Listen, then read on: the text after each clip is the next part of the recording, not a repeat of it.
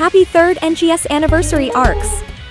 It's been nearly a year since New Genesis graced us with the version 2 rebrand, and some of you might remember that I had a very particular wish for this new era of NGS. Wow, look at me. I had barely any meat on those bones. Now that we gave the game a year to flourish under the version 2 era, I thought it'd be fun to revisit this old video and see if anything from it came true and how things have developed since then.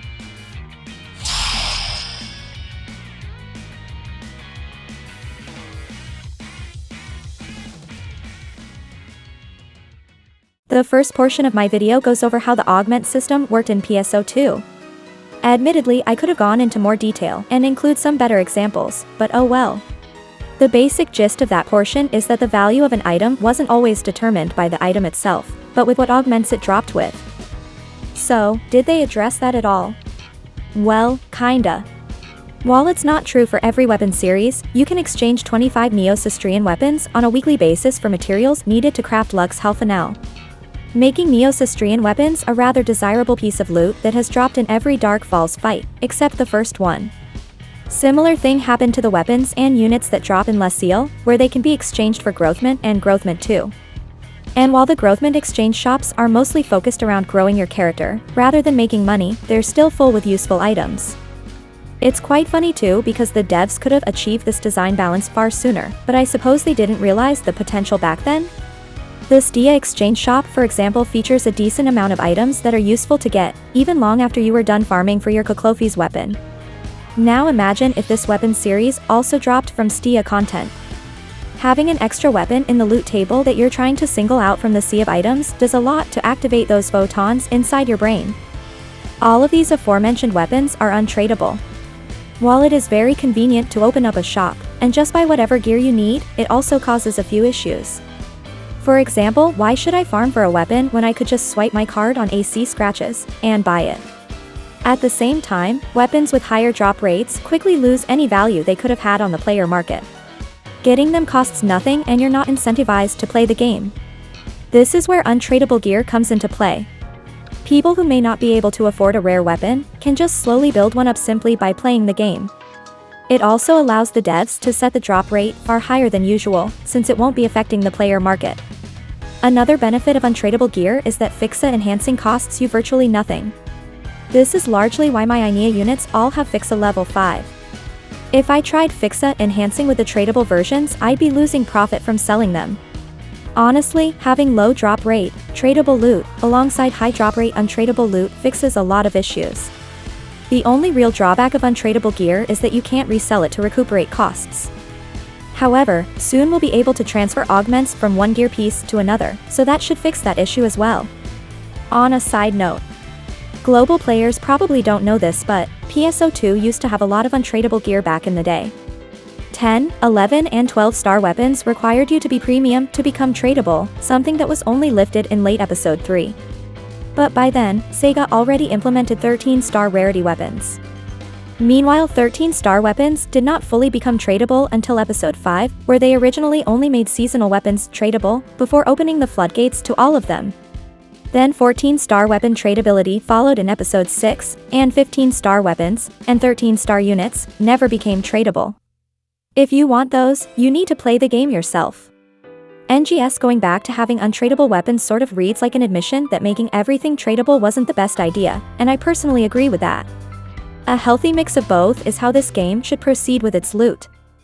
The next point in the video talked about preset skills, and this is where my video saw the most vindication. Since that video was released, we received new preset skills, the drop rate for preset skills has been improved, and leveling them up has not only been made possible, but it's also pretty easy depending on what campaign, or event, is currently going on.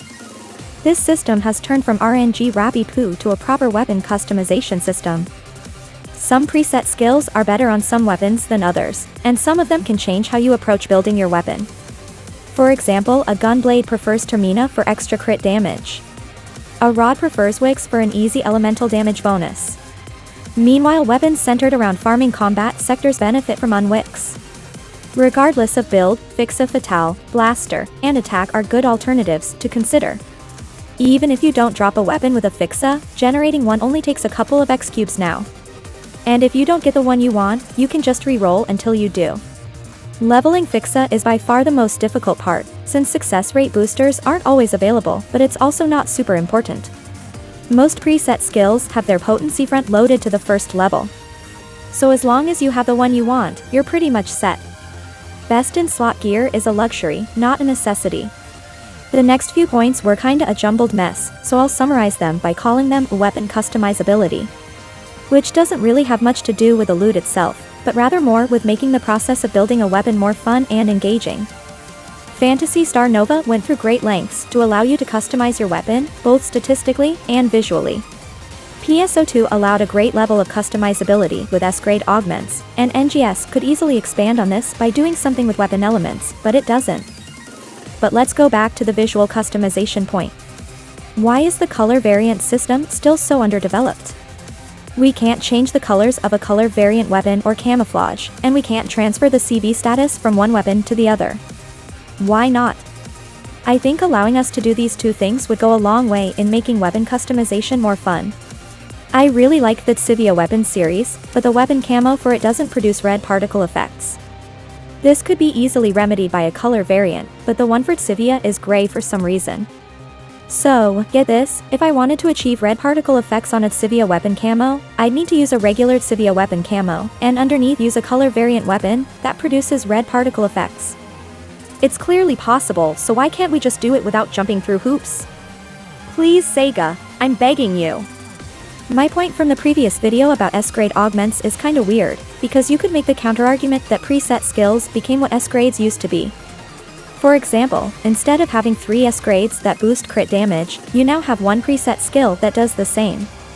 Instead of having unit S-grades that were basically mandatory, depending on what class you played, you now have preset skills that enhance something that works on any class you play.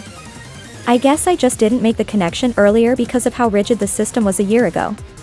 Meanwhile, elemental weapons are still the most underutilized aspect of weapons in this game. In fact, we haven't had a new elemental weapon since the last video came out.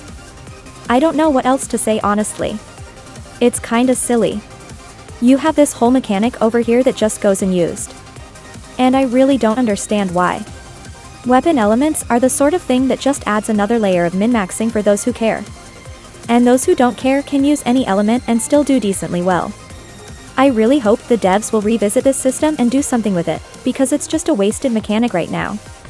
And this is basically where my original video ended. Kinda goes to show how little was actually said in that video, and in retrospect I should have talked more about the subject. A few talking points from it have been addressed, and a few haven't. Now let's talk about talking points that I should have included but didn't. One point I should have talked about are craftable augments. Version 2 thrives on craftable augments. A lot of augments that everyone previously deemed worthless suddenly became materials to build best in slot augments. It's great! In general, I feel like making guaranteed loot more valuable only made the game better. Suddenly, I don't mind farming Dark Falls Interception Round 2 with the boys. I may not get the Dark Falls symbol accessory, but I am getting closer to making Gladia Soul, so regardless of how lucky I am, I'm still building towards something. Similarly, I hated farming purple triggers in prior iterations. If you didn't get Gigas 4, it just felt like 15 minutes of your life wasted. But now you get like a dozen strugments per clear, so even in the worst case scenario you're guaranteed at least one Gigas 4 capsule. I've been actually enjoying farming purple triggers for the first time since NGS launched. Crazy how that works. There are also filler rewards like Endymio capsules that add up over time. Because of these changes, almost every urgent quest has something worth farming now. If an urgent quest spawns that I don't like for example, mining Rigfaris, I can just do Dark Falls Interception, or Dark Falls Aegis instead. Almost every piece of content feels worth farming now, and it honestly blows my mind that there are still people out there saying this game has no content. I've had issues making videos on this game during some time periods, because I'd rather play the game than work on a video. But you know, that's just me I suppose. Honestly, NGS is in such a better spot than it was prior to the version 2 update. I built my channel almost entirely out of love for the game, and honestly if the game was as bad as some people claim, I don't think I would have managed being a content creator for over a year. Despite not every talking point from my video being addressed, I'm still glad the devs did end up improving the loot in many aspects, and made the game overall much more fun to play. But what do you guys think? Do you agree, or am I way off? I would love to see everyone's take on this.